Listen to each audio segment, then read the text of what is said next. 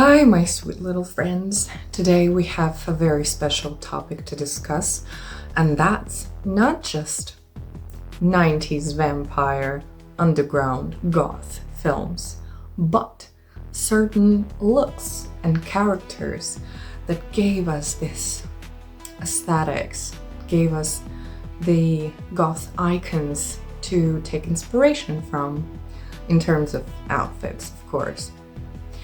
Some of them are too Americanized, some of them are truly cool. Some of these movies are very much iconic, but we need to discuss it because it's a crime not to. And most of movies from this list are very underground, so it's gonna be interesting. I almost promise you. And in the end of this video, I'll show you my interpretation, the look inspired by 90s vampire goth aesthetics. Basically, that's the way I like to dress all the time. I find it very comfy, but cool at the same time. Like I'm a character from some action movies from the 90s. The first one is going to be quite iconic, which is Blade 2, and you know which scene I'm talking about, but not quite that rave scene. We have two characters. The first one is Nisa. She has this dark leather symbols, minimalism, gothic elegance, and I really love her hair accessory. It's quite nice. But the standout figure is the girl with the red bob. She has this bright red geometric bob, almost cyber goth-ish, mesh leather, glowing elements, and the most important thing, the new rocks. And you know what?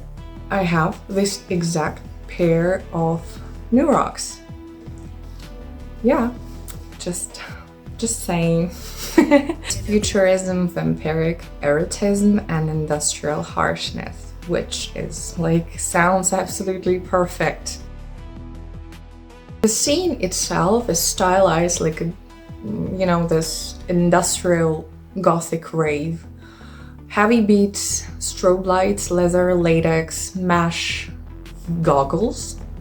It's an iconic moment for fans of the dark scene. Actually, almost every member of the Blood Pack is a walking subculture itself. Like Nisa is this aristocratic vampire with refined restraint. Nighthawk, armored like a fetish. Guard, Scud, a punk with military influences here and there, elements, no piercings.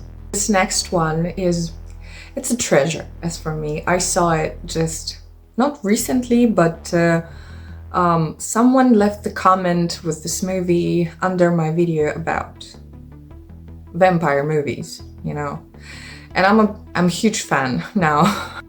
So here we have Bai Ling.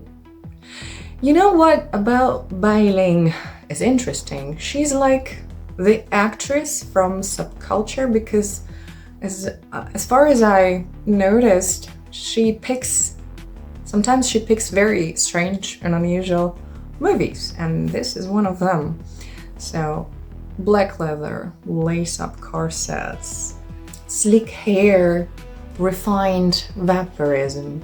And Lucy, which is Bai Ling's character, she's the quintessential post-Blade club vampire. A mix of gothic, decadence, Asian aesthetics, and techno fetish. Pure 90s, come on. Although this movie came out in 2001, but it's the same. Goth. Okay, now that's a very strange one, but I wouldn't say but in a good way. I saw this movie in my teens. I desperately needed an inspiration, something. So I've watched this movie from beginning to the end. Yeah. It's a traumatizing experience. Anyways, I should admit, the scene when this main character is dressing up for the party is quite, it's nice. Plus we have a Ebony Park soundtrack there. The movie is cringe, okay? But we still have this mini corset, goth punk hair, mesh spikes, skulls, of course. But the music in the club, which is supposed to be a goth club, no. No. That's bullshit. Plus, I don't really like the moral of this movie. It's really trashy one. Not the B, but the C type of movies, if you know what I mean. Not a fan, but maybe you're gonna love it. I'm just giving you this, and you can do whatever you want with it. Strangeland. Okay, it's not like goth.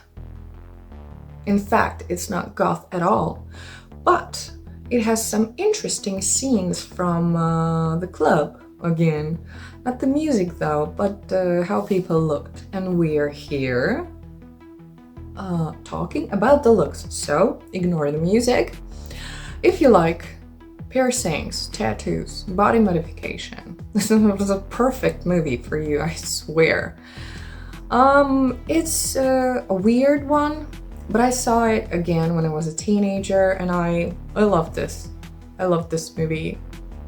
I'm into piercings and I'm into tattoos, although I have not as much tattoo as I would want to, but it is what it is. Like, this movie literally throws the viewer to the alt-American fetish club. There are goths, body modified people, well, the entire dark fetish spectrum on a display. So there it is. I see you. You need a real goth image, okay? I wanted to show you the 90s vampire goth fashion, but just leather, latex, PVC spikes, more aggressive, industrial-ish look. But the next movie is a little bit different, and that is A Vampire Journalist. It's like, if you're a fan of Dynalakine, you're gonna love this. I mean, slow, dark wave, almost neo-folk-ish, very artsy kind of goth. So the looks are very minimalistic, and I mean, if this movie was a music genre, it'll probably be dark wave. So, because it's like more about black velvet, gothic colored, silver crosses, but not like over the top, So many shots of the cemetery. And that is just beautiful, like those philosophical, very romantic narrative in this movie, and the way that the main character looks. Yet another underground movie, which is Razor Blade Smile, which was also recommended to me under my video about vampire movies, and I wasn't disappointed. This movie is very subculture-ish. Very goth, because literally we have this main character, Lilith, and she is like full black leather, corset, high heels, vintage sunglasses, all black. She's spending a lot of time talking to goths about vampires in a goth club.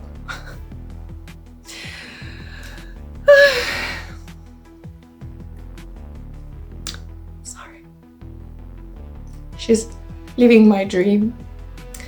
I'm kidding. Lilith, which is the main character, latex is her armor. She's a killer, actually, and a vampire. And a goth icon in one. The vampire assassin. So cringe and perfect. The quality of this movie. Amazing. I love it. I'm not lying. I love this movie. The next one is The Crow. Classic. Now we have the Brandon Lee himself as like a goth icon of the 90s. But I would like to talk about the second movie. It's shit, I agree. But we're here again. What do we discuss here again? Oh, the looks, okay, of course. The movie is very much 90s goth fashion. And the craft, which is also very, very classic. Nancy, she's not into latex and PVC or leather. Not leather, though. I like her very 90s inspired dark look, especially like casual. Not the night when she went to the like home party to seduce the boy, but like everyday looks. It's actually very beautiful, very like not over the top, you know? Of course, like The Matrix should be, I feel like it should be in this list because it also has this club scene. And in the beginning of The Matrix, when Neo opened the door to his friends, the 90s goth aesthetics are very much inspired by tribal elements. Then we have leather, latex, PVC, and industrial, rivet headish, like post-apocalyptical element. So all of these are combined, and we have what do we have? So this is what I came up with, but the glasses is off theme.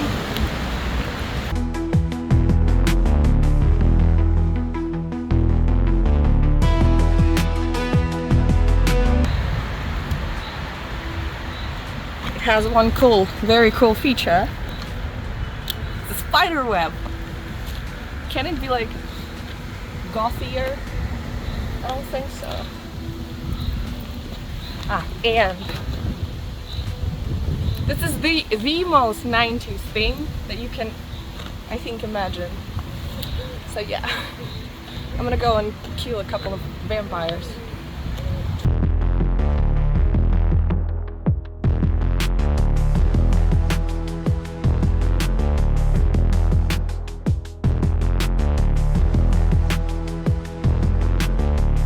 I would be genuinely happy to know more about such characters. You can write it down below under this video, you know, like, subscribe, and see you in my next video. Bye!